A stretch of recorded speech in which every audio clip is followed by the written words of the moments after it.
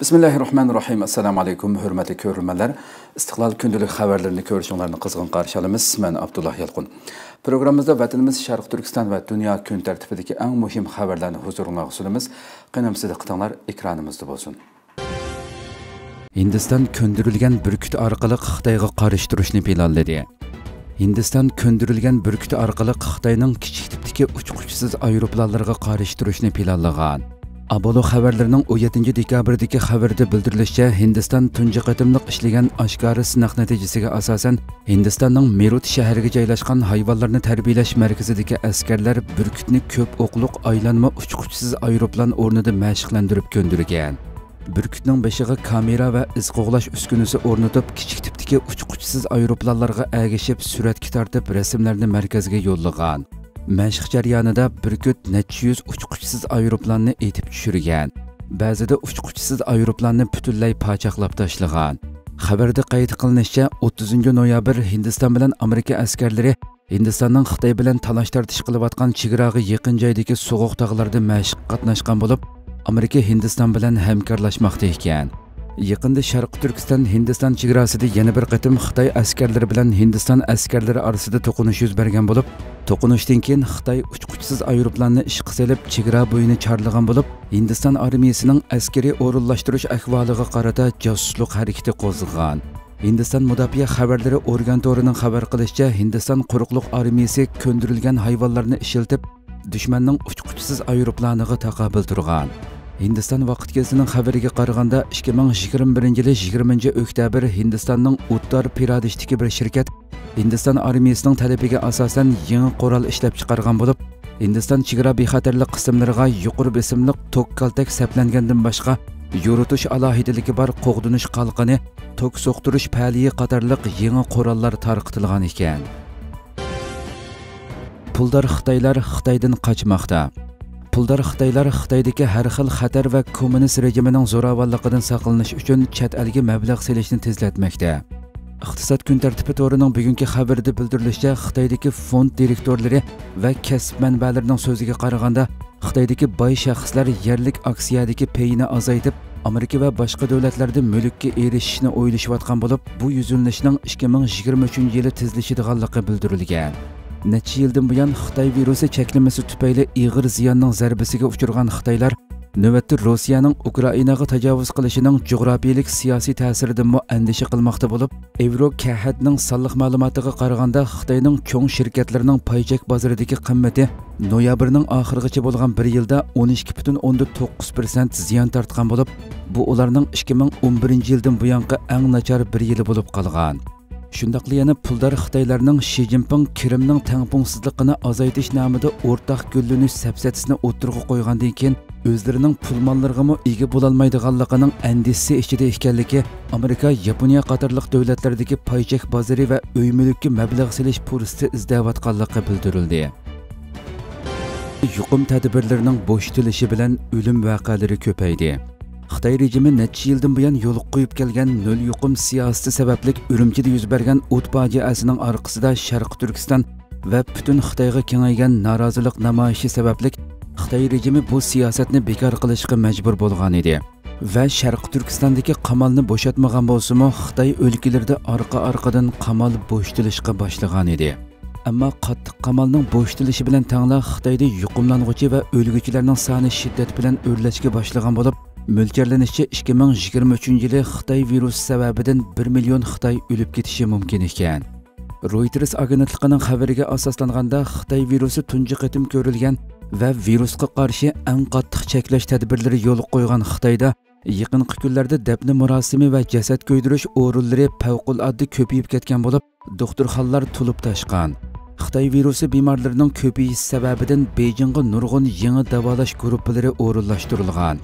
Yuqumning omikron nusxasi sababidan o'lganlarning zo'r darajada ko'payganligi ko'rsatilgan.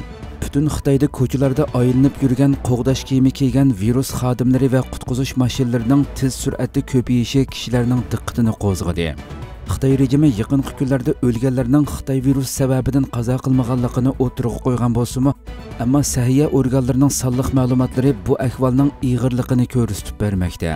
Reuters agentligining mo'ljariga asoslanganda aprelda Xitoyda yuqumlanuvchilarning soni eng yuqori chekka chiqadigan bo'lib, o'lguvchilar 322 mingga yetishi mumkin ekan.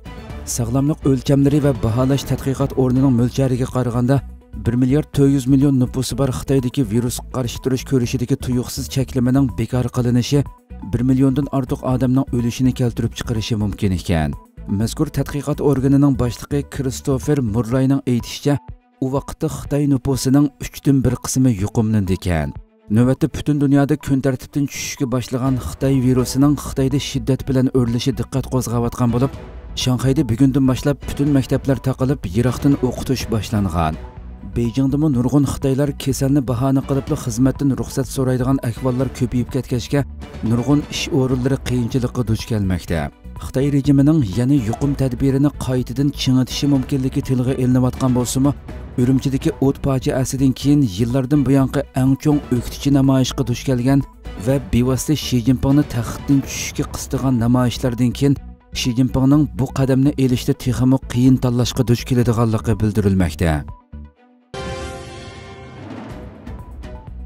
Xitoy Sharq Turkistonning boyliqlarini bulang-talang qilishni davomlashtirmoqda. Xitoy bu yil 1-oydan 11-oygacha Sharq Turkistondan 48 million 461 ming tonna ko'mirni bulang-talang qilib Xitoyga to'shib ketgan. Tangritog' to'rining 17 dekabrdagi xabarida bildirilishicha, Xitoy temir yo'li Urumchi idorasi guruhi cheklik shirkati bu yil kirgandan buyon Xitoyning ehtiyojini qamdashni planlab, ko'mirni tosh yo'lda to'shishni temir yo'lda to'shishga o'zgartish, tarqoq to'shishni markazlik to'shishga o'zgartish orqali Sharq Turkistonning ko'mirini Xitoy o'lkalariga to'shigan.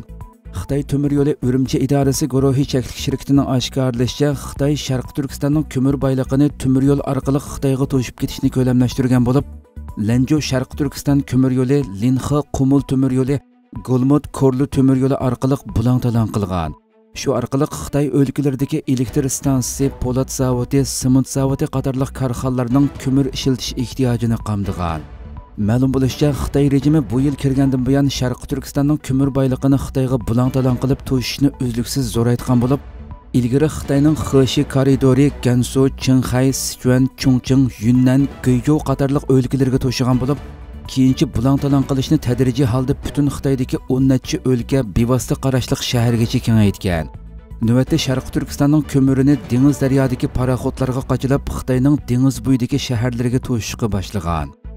Yaqindan beri Xitoy virusi xalqaro jamiyatning Xitoyga qaratgan savdo embargosi, Xitoy o'lkalarida orqa-orqadan yuz bergan ofatlar, Xitoydagi tok yetishmaslik masalasiga agishib, Sharq Turkistonning ko'mir va boshqa sonsizlagan boyliqlarni bulang-talang qilishni kuchaytgan Xitoy tajovuzchilari har xil ofatlar sababli yuz bergan ko'mir va energiya yetishmaslikdan iborat bo'shliqlarni to'ldirish rezil plani doirasida Sharq Turkistonning ko'mir va ruda boyliqlarini bulang-talang qilishni texmo ko'lamlashtirmoqda. Kuzatuvchilar Xitoy rejimi Sharq Turkistondan bulang-talang qilib elib ketayotgan barliq yer osti va usti boyliqlarga oid Xitoy e'lon qilgan sonliq ma'lumotlarning ishonchsiz ekanligini, amaliyotda Xitoyning Sharq Turkistondan bulang-talang qilayotgan boyliqlarning e'lon qilingan sondan necha 10 hassa yuqori ekanligini bildirishmoqda. Yana bir Uyg'ur amaldor tekshirildi. Atalmış Uyg'ur Abnum rayonlik Adliya nazorati partiya komitetining muavin sekretari va noziri Qo'rchoq amaldor Anvar Seyit intizomga xiloflik qilish bahonasi bilan tekshirilgan. Atalmış Şinjan gazetasining 18 dekabrdagi xabarida bildirilishicha, atalmış Uyg'ur Abnum rayonlik Adliya nazorati partiya komitetining muavin sekretari Nozir Anvar Seyit intizomga qonunga ig'ir xiloflik qildi degan bahona bilan tekshirilgan. Xitoy axborot vositalarida xabar qilishicha, Qo'rchoq amaldor Anvar Seyitning tashabbuskorlik bilan o'zini ma'lum qilganligi ilgari surilgan bo'lib, navbatda u atalmış Şinjan Uyg'ur Abnum rayonlik intizom tekshirish komiteti reviziya komiteti tarafidan intizom va reviziya jihatdan tekshirilmoqda ekan. Anvar Seyit 1964-yili 12-oyda Sharq Turkistonning To'qsu nahiyasida tug'ilgan. 1984-yili 9-oyda Xitoy kompartiyasiga a'zo bo'lgan.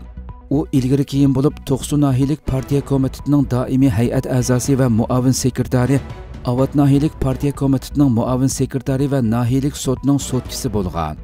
U yana Aqsu shaharlik partiya komitetining muavin kotibi va shahar boshlig'i, Aqsu rayonlik ma'muriy ishxonasining muavin komissari, Aqsu viloyatlik komitetining a'zosi, ommaviy xizmat bo'limining mudiri, birlik sap bo'limining boshlig'i bo'lgan.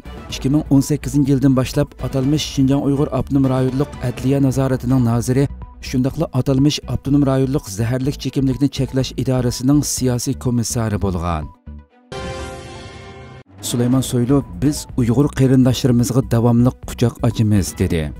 18 dekabr Xalqaro ko'chmanlar kuni munosabati bilan Turkiyadagi bir qancha ministerlikning birlikda uyushtirishida Anqarada o'tkazilgan uchrashuv faoliyatiga Sharq Turkiston xalqiga vakolatan Xalqaro Sharq Turkiston tashkilotlar birligi raisi Hidoyatullo O'g'izxon boshchiligidagi bir hay'at ishtirok qildi. Faoliyatda so'z qilgan Turkiya Ichki ishlar ministri Süleyman Soylu Uyg'urlarni alohida tilga olib, biz Uyg'ur qarindoshlarimizga davomli quchoq ochamiz dedi. U so'zida biz Sharq Turkistondagi zulmdan Anadoluga qochib kelgan Uyg'ur qarindoshlarimizga quchoq ochyapmiz. Bundan keyingi kunlardami Uyg'ur qarindoshlarimizga davomli quchoq ochamiz degan.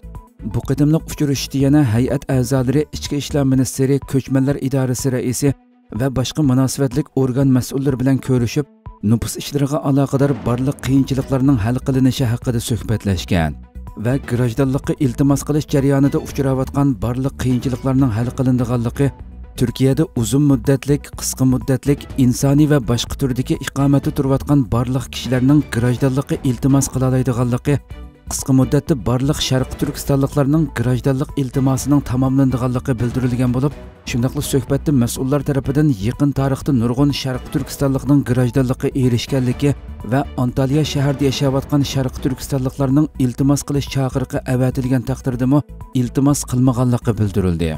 Xalqaro Sharq Turkiston tashkilotlar birligi bayonotida yana Turkiyada yashayotgan barliq Sharq Turkistonliklarning grajdonlikqa erishishi va hayotining kapolatga ega bo'lishi uchun uzluksiz tirishchanlik ko'rsatadiganligini, shundaqla Turkiyadagi Sharq Turkiston xalqini bo'libmi Antalyadagi qarindoshlarni chaqiriq uchuri kelgan hamon materiallarni topshirib iltimos qilishga chaqiradiganligini bildirdi. 18 dekabr Anqarada yana Xalqaro Sharq Turkiston tashkilotlar birligi va Yosh yuraklar jurnali a'zolari birlikning Anqaradagi Sharq Turkiston kultur markazida dunyoning har qaysi joylaridan kelgan o'quvchilarga Xitoyning Sharq Turkistonda yurgizayotgan irqiy qirg'inchilik jinoyatini hamda navbatdagi vaziyatini tunishtirdi. Hurmatli ko'ruvchilar, shuna qilib bugungi xabarlarimiz shu yerda oxirlashdi. Inshaalloh atigi programmamizni ko'rishgacha omon bo'linglar. Assalomu alaykum va rahmatulloh.